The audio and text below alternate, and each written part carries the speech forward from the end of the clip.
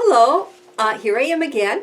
There's a few more items I need to talk to you about in regards to the materials you need to bring to the winter workshop.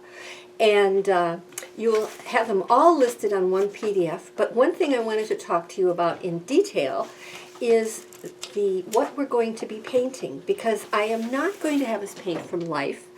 I am going to have us paint from images that you bring.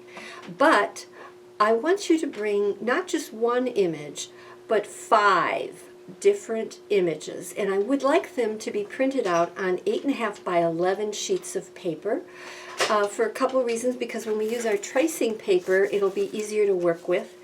And we're not going to paint all 5 of the images, but we're going to talk about the different images and the composition and how we can alter it and what your idea is and things like that.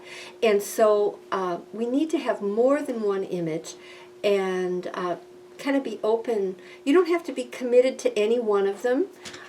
It's probably better if you come in and you're not committed to particularly one, but if you are, we can work with that too. And so we are going to be making 2 paintings from that image, but they will be made differently based on color selection, which will be based on the mood that those colors make. And we're going to learn a little bit more about mood and color, because sometimes you want to suggest a certain feeling and you're not quite sure how to bring it about, and you can do that with color. So it's going to be really fun. I will want you to have at least 5 images on 8.5 by 11 sheets of paper.